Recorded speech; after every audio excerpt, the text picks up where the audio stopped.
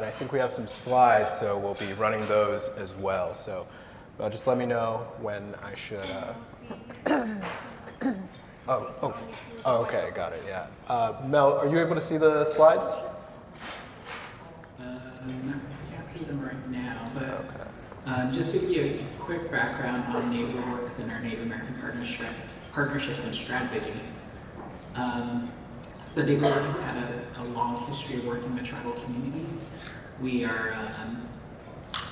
been doing this work since the early 2000s. I think they started it as first in the training area, where we're complementing a lot of trainings that would be applicable to tribal communities. But more recently, in 2000, we had a more intensive approach where we had a stakeholder engagement with tribal communities on how we can make a deeper investment to how it impacts the tribal communities. So NeighborWorks, because of through our network organizations, 250 of them, about 50 of them have Native populations or Native service areas. So in our program, we work with those network organizations to partner with tribal communities. So we really focus on strengthening partnerships because we know that the network knows how to do its job, but often helping to develop those partnerships between network organizations and tribal communities. The first slide that I wanted to share with you is to talk a little bit about context of tribal land in the United States. As tribes have a specific political relationship with tribal communities, and when I talk about political relationship, I talk about the specific status that tribal members and tribal governments have with the United States. Our status is in the Commerce Clause of the Constitution, where we were first established, and really creates that government-to-government relationship. So tribes are basically like little countries within a country, the United States. And we have, our land is, I'll talk a little bit more about the land status issues, the types of lands that are on tribal areas. But the U.S. Bureau of Indian Affairs is the agency that we work through that is responsible for the administration and management of about 68.5 million surface areas, and also subsurface mineral estates that are managed by this institution. And like all institutions within the government, there's some ways in which they could modernize. And I think that there's a large part of the issues that we experience in tribal communities, especially in tribal land areas, is that we are working with systems that have a lot of regulation, whether it's federal regulation or tribal regulations, because the tribes have, in their own sovereign powers as sovereign entities, have jurisdiction over how the land is used. They may set up their own processes. And so it's not just a federal system that we're working through, it's also the tribal system.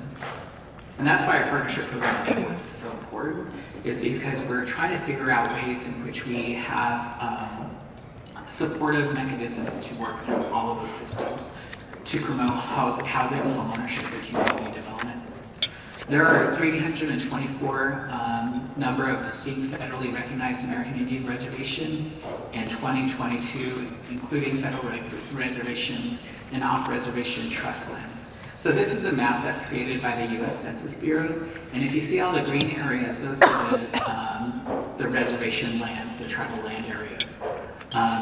The blue area that's in the middle is the lands that are in the state of Oklahoma. Now, the state of Oklahoma doesn't necessarily, they only have one tribal reservation land that's within that state, but they have lands that were, it's a unique status, and it's been most recently fought out and within the Supreme Court, but it's lands where tribes do have jurisdiction, but there's a lot of fee land, so fee simple land within that state.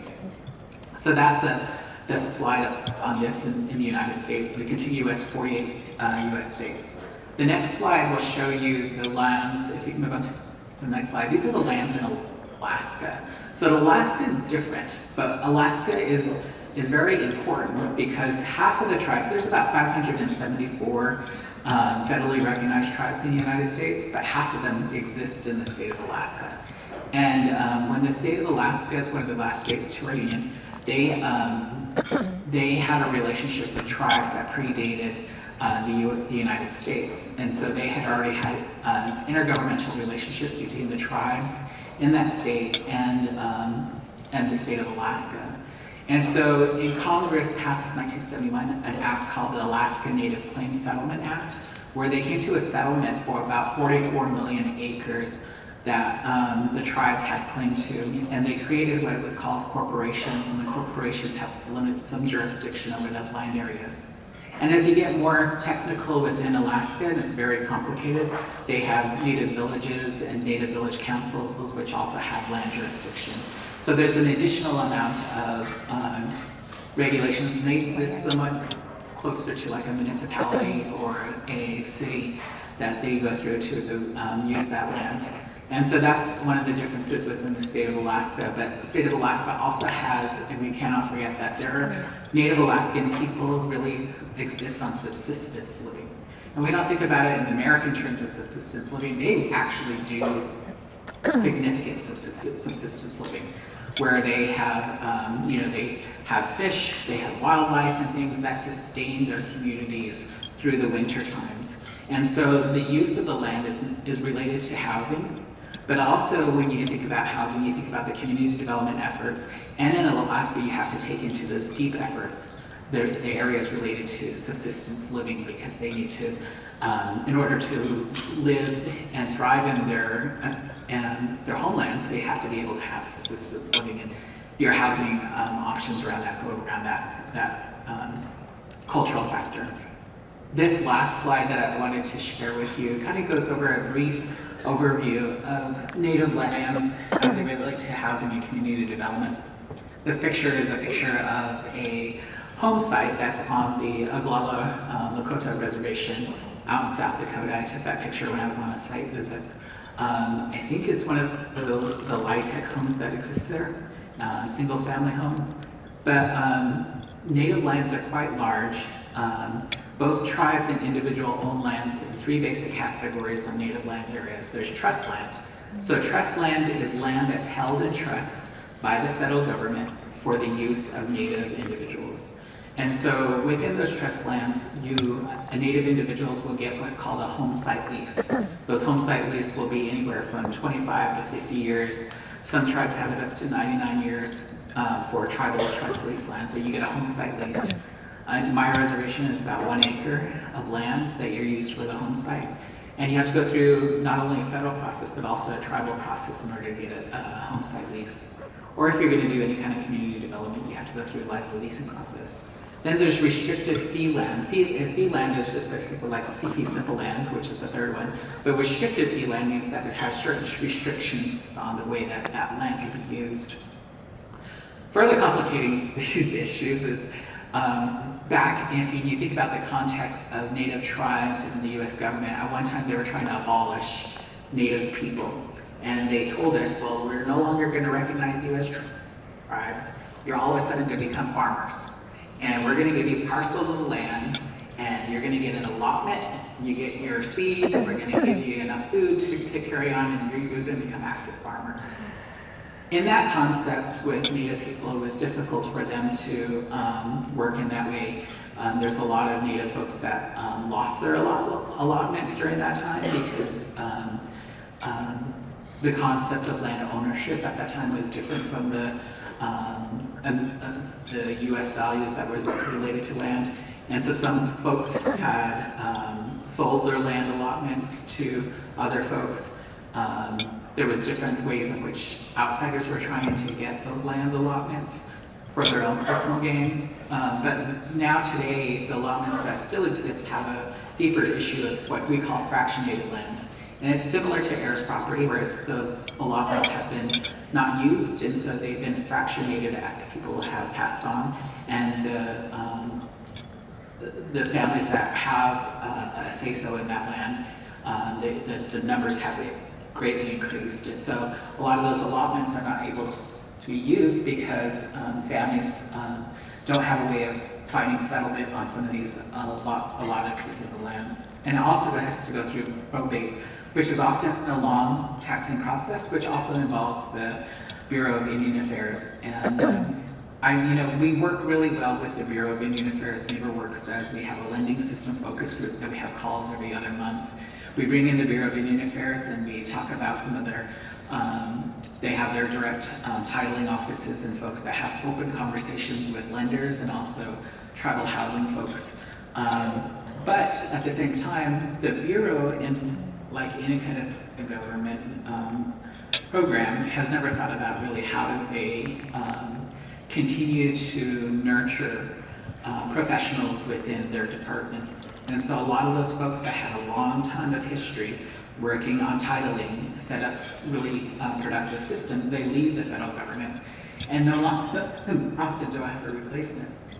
And so that's one of the issues that's happening at the Bureau of Indian Affairs also, is their systems for doing these processes are outdated. One of the current initiatives by the Bureau is to update its own. They've procured and actually created their own process for titling, and it's this software system. But as you know, any kind of software system, you have to constantly make investments for modernizing that system. And so it's been a long and difficult process for them to outlay that system and to get it going. So it's difficult in tribal land areas because a lot of the decisions are made, and we have to go through the Bureau of Indian Affairs and also through the tribal governments. So I just kind of wanted to give you that context of what land looks like within Indian country. And it really, I think when we were talking and we talked about, and I sat on the board for the Housing Assistance Council, and they were doing this study on heirs properties. And a lot of the study focused on non-reservation areas, and I raised my hand and said, well, tribes have been dealing with these issues for decades, hundreds of years. And we cannot be left out of the process. So I really thank Molly and the group at NeighborWorks for bringing us in. And HAC has also included a lot of their work. They've included Native communities and targeted work. So I'm looking forward to this discussion and appreciate this time. Thank you. Yeah, thank you so much, Mel. Thank you so much, Mel. I have so many questions based on what you just said, so I'm sure we're going to get into that a little more in the conversation. So I want to turn it over now to Luis, and actually, if you want to take the, yeah. Great. Let me know in the, Yeah. there we Okay, go. great. Excellent. Am I heard well? Can you hear me? Still low. Okay, is there any way to, okay, I'm good, all right. Well, give you a little bit of context. I know we're going to dive into some more in-depth questions, but I kind of did want to speak about, the historic background of how it is that our organization started working with tangled title and air properties and so on. Our organization, like I said, is a nonprofit. We're 501c3. We work directly with community groups, other nonprofits, and local government to address the abandonment issue. And not only to eradicate vacant abandoned properties, but find a way to reutilize those properties for community good with a special emphasis on affordable housing. We currently have agreements and programs running with 23 municipalities. We help them create code enforcement programs, and we try to find a way so that the code enforcement programs are not punitive in nature, but are geared towards community building, transparency, and participation. And to provide a little bit of context regarding title issues right now occurring in Puerto Rico. Puerto Rico has a Spanish-era registry system. There are these big books that lawyers write by hand. On the 4th of July, John Martinez sold the property for this amount, and they have to literally transcribe. And it's an optional system. So we can transfer property among 4 or 5 individuals in cash, and we have a contract, but there's no legal requirement for me to take that contract to the registry and file it. Oh, God. And another issue is in Puerto Rico, notaries have to be attorneys. That's a civil law Puerto Rican law system.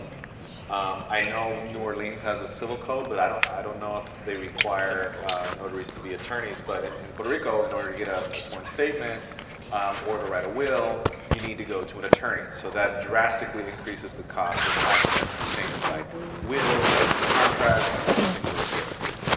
And obviously the combination of having a voluntary registry plus the high cost of doing business. And when I say high cost, a study was released right before Hurricane Maria that estimated that clearing a title when someone passes away can range anywhere between $3,000 to $20,000, depending on how many members of that estate exist. But since it's voluntary, and since we live in communities where I know that house is owned by my brother, and nobody's going to question my right to live in the house that's in my grandmother's title, all that's fine and dandy until Hurricane Maria and Irma came and blew off roofs off of people's homes, and people started applying for assistance from public programs such as CDBG-DR and FEMA. And they'd fill out an application, and then they'd get a call from FEMA, and they'd say, hey, we need evidence that the property is yours, and they'd send over a 1920s document where it shows up that the land was owned by my great-grandfather, but the property was built by my uncle, but I've been living there for 40 years. And FEMA was denying applications. So that was the biggest reason for denied applications. And again, it's not that these problems didn't exist. It's obviously a crisis like Hurricane Maria kind of unveiled all of these systematic problems. So how do we get into this issue when we work with blight? Back in 2022, we carried out a research project. The research project had 3 goals. We wanted to find out where the blight is, who owns it, and where's the blight, why is there blight? And we wanted to also measure the effectiveness of code enforcement programs. And we had nice access to data. We had agreements with a bunch of cities already running, so we had access to inventory information on 1,900 properties. We did surveys for 48 municipalities in Puerto Rico, and we also had direct access to almost 900 code enforcement files. Since these are code enforcement programs that we helped implement, all the information was uniform, all of the cities used the same fields in their surveys, so it was very easy for us to compare and so on. When we did this study, we identified that the #1 cause of abandonment in Puerto Rico is tangled title and air properties. This was one of the biggest problems because grandma passes away, roof's blown off, we can't find a way we can't refinance the home, we can't obtain a loan to fix the house, we can't get insurance on it, so it just perpetuates the abandonment generation after generation. So based on this, we did a research last year, and again, I'm going to these numbers kind of just contextualize some of the more detail we're going to dive into later.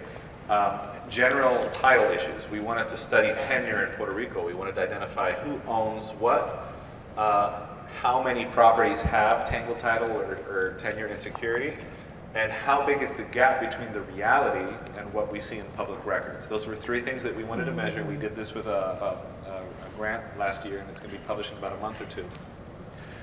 With this study, we identified 2,000 randomly selected parcels all throughout Puerto Rico, not just abandoned properties, and we visited them. We did an inspection for each and every one of these properties. We identified what we were seeing, if it's an empty lot, if it's a business, if it's a home that was turned into a business, if it's boarded up, if it has a for sale sign. We documented all of those things. We even talked to neighbors if we could.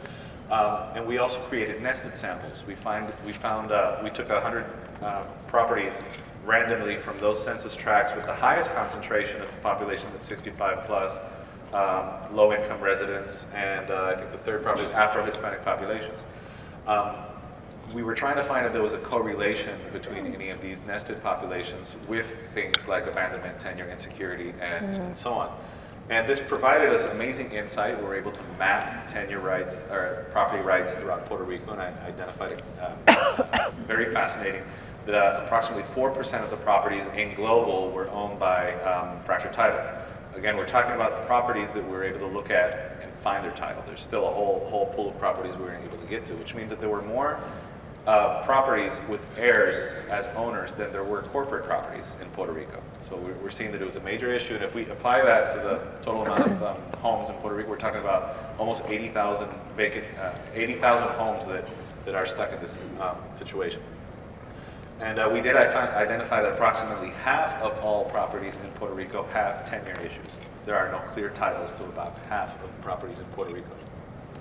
When we started looking at abandonment per se, we did identify that there was a direct correlation with abandonment and the air properties.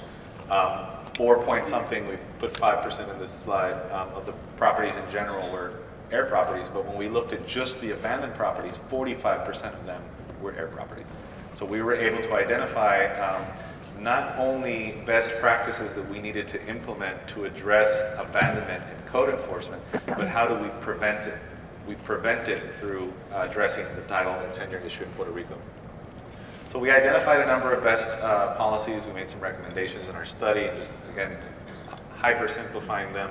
One of the things we identified is that there was a need for legal aid, especially when we're talking about low-income families that have very little disposable income, asking them to pay thousands of dollars to hire the assistance of a lawyer to fix a tangled title for a property that might not be that valuable in the private market was not viable. So we would find properties that had 50 owners. In order for them to dispose of the property, those 50 owners would have to get together and decide what to do with the property, and each one have to hire a lawyer, and they'd have to go through this whole process. It's just not cost effective, and any calculation, doesn't matter how you sum it, it's not going to work. So people just decide not to do it. It's cheaper to just walk away from the property. So that needs to be changed, and the only way we could do that is, outreach, educating people what their rights are. We would find a common situation where properties would be owned by 3 or 4 siblings, and they did not know what their responsibilities or their rights were. Even though it's owned by 3 people, you still have to cut the grass, you still have to make sure that the taxes are paid.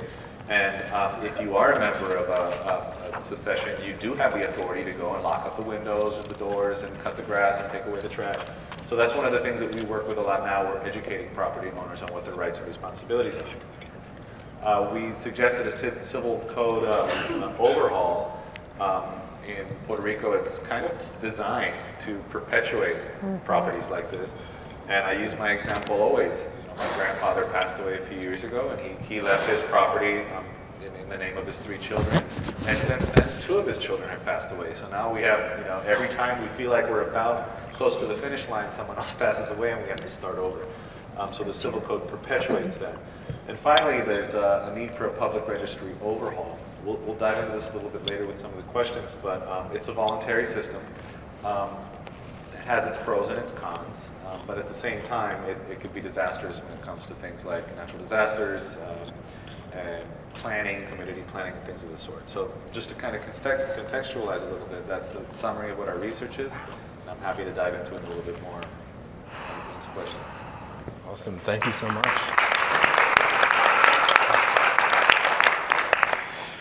Thank you both so much. That was really helpful, and I think hopefully it gives us all a good background to be working in.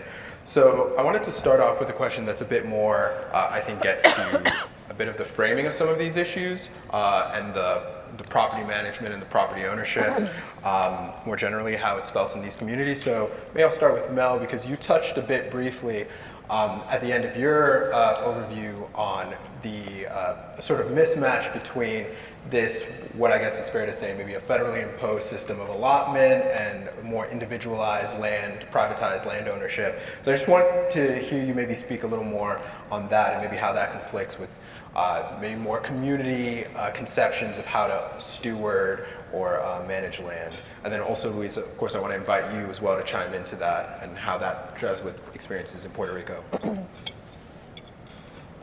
Sure. I think the large part, when you think about tribes and you think about the way that communities have been set up for, and I want to say that my views and my knowledge go specifically to where I grew up.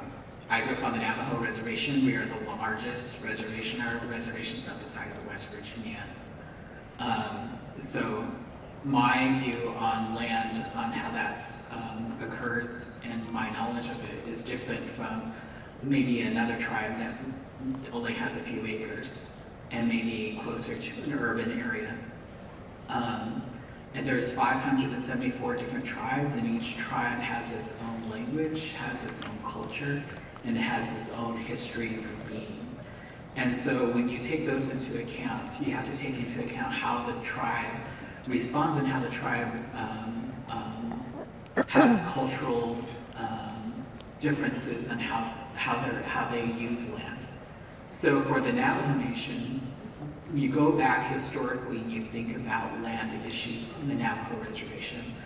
Navajos, back during the time, they usually had what were called headmen, and headmen had small clans. So prior to colonization, tribes and those tribal people had small, like, kind of pods of communities that existed all throughout the Navajo Nation. So the Navajo Nation, and the way it's structured, they have what's called 110 chapter communities. And those chapter communities are kind of like town sites, but it's very much following in the way that traditionally the people lived. And so that in itself is a way in which is different from a lot of different other tribes. Our chapter communities have local control over their areas, and so often when you start to do any kind of housing project, whether it's a multi-family housing project or you're going to build out 4 or 5 houses in that community, you have to work through the chapter and make sure that the chapter isn't being involved. And these chapter meetings, to get out there, you have to go out and sit out the meeting, spend all day talking to the chapter officials, maybe talk to the families. There's also another layer that's beyond just the land rights. There's something called grazing rights. So a lot of the large land-based tribes that are out there have grazing rights, and those grazing rights are given to individual families. And so a family may have, you may have a home site lease, but that family may also have grazing rights over the area where your home site lease is located. So you have to get approval from your grazing rights person who has rights over that grazing area. And so all of these other complicated matters, they're based on history, because at one time the Navajo people had a lot of cattle, they had a lot of sheep, they had a lot of agriculture, and so those grazing rights still exist. In addition to that, you have one of the reasons why Navajo has the way its land system and titling system is set up was really for the extraction of natural resources. We have a ton of coal, we have a ton of oil, a ton of natural gas, and those were very profitable at the time. So the federal government came in and wanted to push for the extraction of those natural resources. So a lot of our titles, and we call it titles because it's basically we don't have a constitution and things for the Navajo. It's based on these groups of laws called titles. Those titles were developed for mineral leases. And so most of that concept of land processes that are executed through the Navajo Nation is based on that historical nature of providing title for oil extraction or coal extraction. Then the thought came after, let's think about housing. So on the Navajo Nation, it takes anywhere from 2 to 5 years just to build one house. A lot of those processes are in the tribal system for even getting a title to a land area. And so that's, I'm giving you this example because it's just one tribe. And other tribes may have other processes.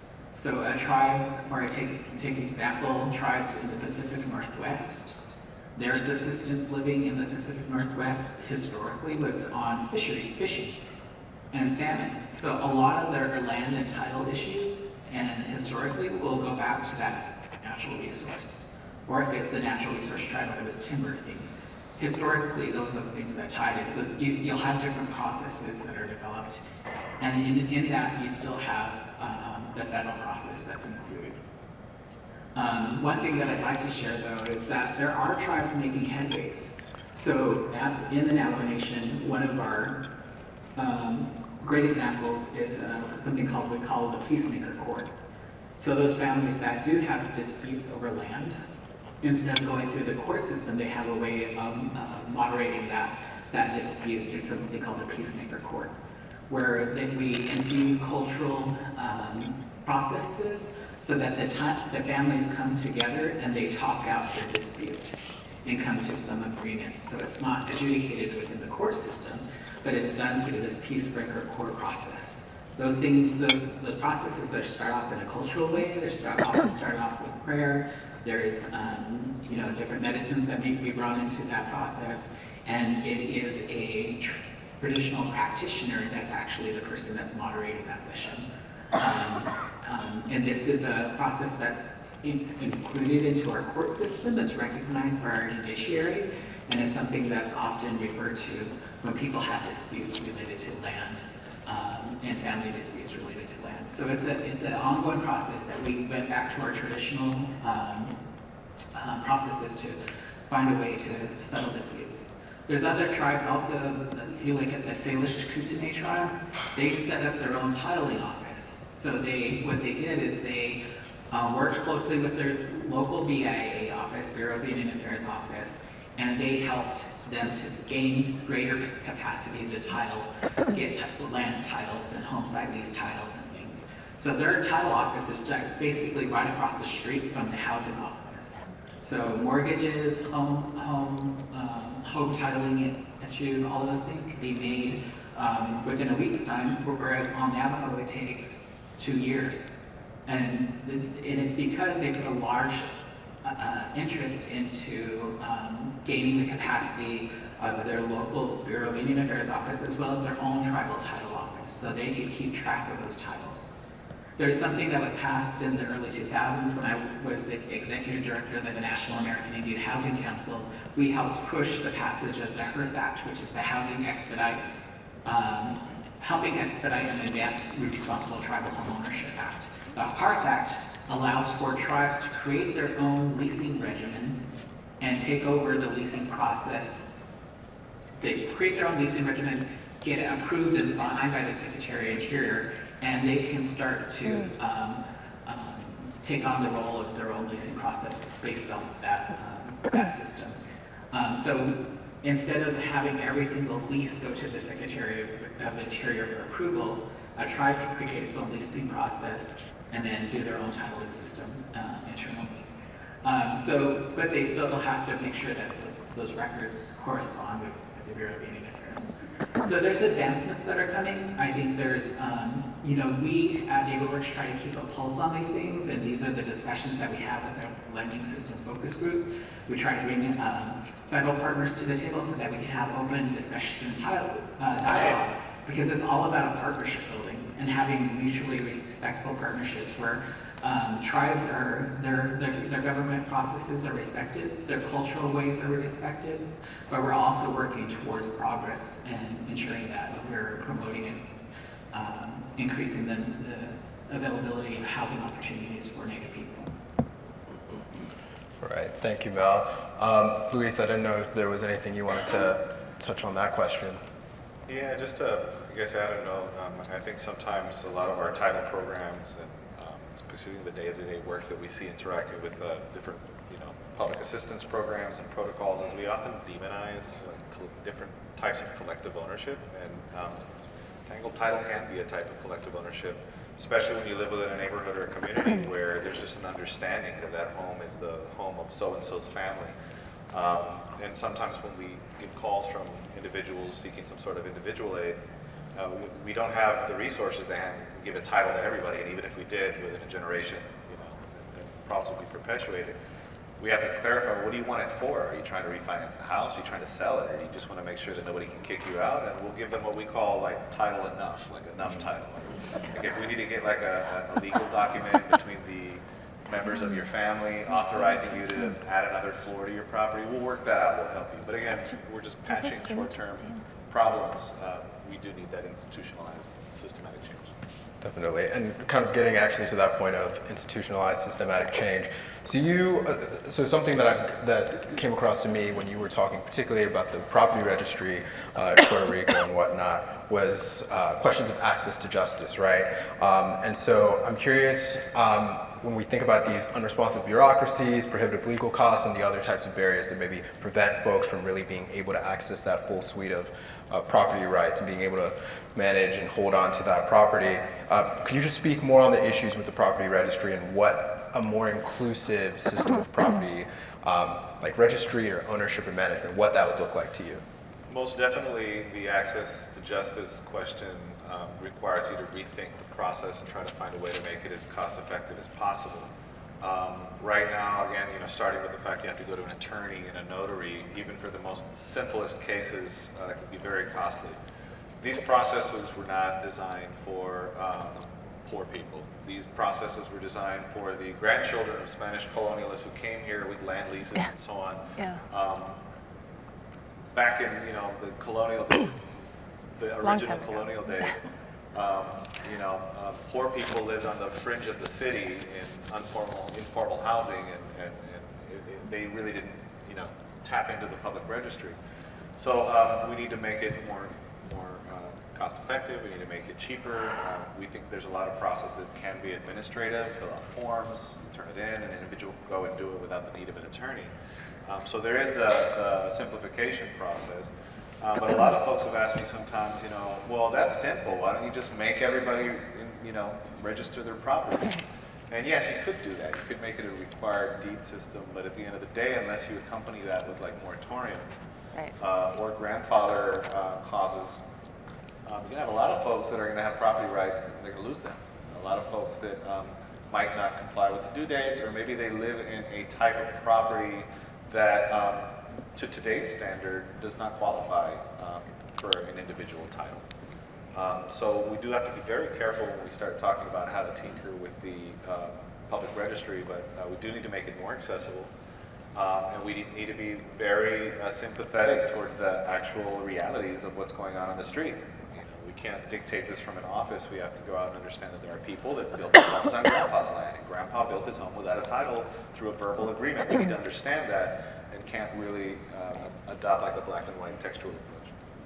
That's right. And to that note, and then Mel, I'm also curious if you have any examples you'd like to shed light on, but are there any initiatives or efforts that you've seen that have been particularly helpful and productive in terms of really ensuring that folks are being, included in being able to access that ability to really hold on to their homes, but without, in a way, like you're saying, that in a way, without being shut out of maybe some other processes or systems? Yes, well, one of the things we were able to identify in our research was that currently the deed registry process is required by law for only 3 instances. There are 3 instances where if you don't inscribe in the property registry, your property right is not, finalized or not manifested. That includes mortgages. When you have a mortgage, the bank is not going to give you a mortgage unless you have a clear title and you inscribe it in the property registry. Condominiums. So if we're going to buy a unit, 100 home building, I don't legally own that until the property registry files it. Or restrictive covenants. If I live in a neighborhood that has a controlled access and we're only allowed to paint our house in 3 colors, those kind of things need to be in the deed or they do not exist. But when we look at the socioeconomic composition of the people who use those 3 mechanisms, they tend to be middle, upper class individuals. Now, back in 2009, there was a backlog of 30,000 property registry requests in Puerto Rico's public registry system. So it was common to see people get a mortgage and refinance their property, and you'd have to present evidence that despite the fact that my registry still has not been inscribed, I did it, here's the evidence, and the bank on good faith would have to move forward. So it was common to see properties that passed 2 or 3 hands, that have been sold, that have been mortgaged, that have been refinanced, and they're still in the waiting list to get inscribed 5, 6, 7 years later. And we had a new administration come in, governor of Puerto Rico, and he was very pro-deregulation. Let's facilitate this. This is not compatible with prosperity and economic development. So they approved a moratorium where they said we're going to take all of those properties, those hundreds of thousands of properties that are in the waiting list, and we're just going to presume that they're legit and we're going to inscribe them. And if anybody has any problem, then we'll have a special administrative procedure to work it out. And at that time, the notaries and lawyers had panic. This is not going to work. This is the end of our property registry system. And we were able to evidence through our study that it worked. It worked. Of course, you have maybe like a 1-2% chance where, wait a minute, you mortgaged your property, but my brother had a lien on it, and they'd work it out. They'd work it out. But for the most part, 99% of people, it was just a transaction, person A to person B.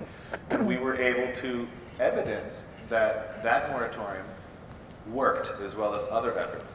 Well, it can work as well for individuals who are with tenure title, who are not necessarily refinancing a condo. And we promote the idea of being flexible and creating those moratoriums. Again, that's a short-term solution. And you're going to have to accompany that moratorium with those grandfather clauses. You're going to have to create very gracious periods where individuals who do have some sort of conflicting title issue can ventilate it in a very transparent way.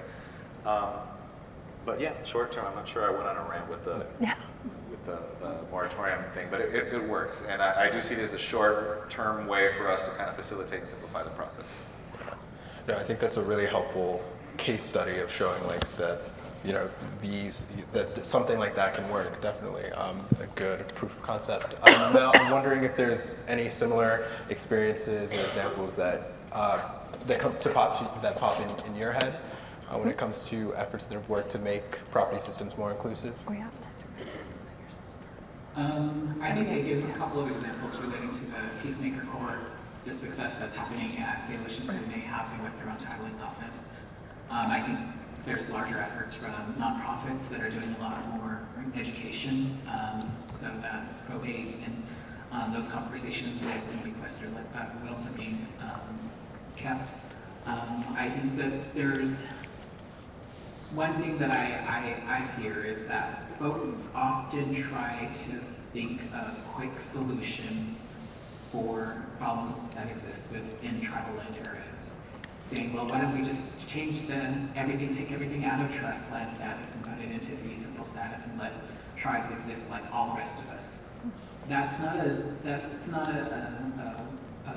a solution that's going to be fully effective for everyone. It may work for a couple of tribes, may not work for a lot of the different tribes. But we also have to understand that tribes, like I say every single time when I talk about tribes have a different culture, a different way of operating that has been existent since time immemorial. And we're still working on systems that take into account how we work with the federal system. And solutions are not going to come overnight, but we're getting to that process by having more informed discussions.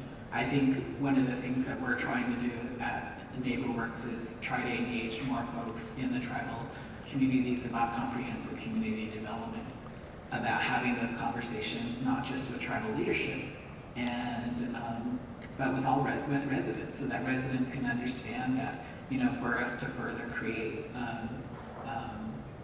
housing opportunities for our tribal members, we really need to come together and think about larger plans and how do we develop our communities comprehensively with not just housing, but with workforce housing, with education facilities, with food systems that are supportive and getting us good food into rural areas. All of those things come into play when we're dealing with housing. And with table title, I think that, you know, we have to look back to the cultural ways of those tribes and how they handle disputes and move forward in a direction that's taking and honoring the tribal self-determination of the tribal people. Thanks. Yeah, definitely. And I think ending with that holistic piece to it all and really thinking about all the ways in which this issue touches so many others is a really great way to end this, even though I have at least 10 more questions I could be asking. So I just want to thank both our panelists for just sharing everything that they have this afternoon. I guess we're off the stage now. Thank you, Inc. Thank you, Luis. Thank you, Mel, from afar. Also, a special thank you to Laura and to our sound tech, Hunter. They're managing all these different inputs from all across the room. I keep walking around. Of course. So we really appreciate everyone making that a seamless process, and stay warm in DC, Mel. So our final scripted conversation is between my boss, Noelle, our Vice President of National Homeownership Programs and Lending, and Annika Little from the Asset Funders Network. So we're going to welcome them up to the stage. After we hear from them, remember, I warned you about this. We're going to crowdsource. We're going to ask you about which big, bold change would make the biggest difference in helping people pass down their property to future generations. So if you weren't thinking about it before, you know, keep your wheels turning while we hear from Annika and Noelle about the intersection of philanthropy and heirs property. And actually, I can't believe I finally remembered to mention this. I've meant to mention it several times. We are sharing all of our slides in a Dropbox. Sorry if you guys were like filling up your phones with pictures. My bad. We will share the link to the Dropbox. You'll get to see all the slides. And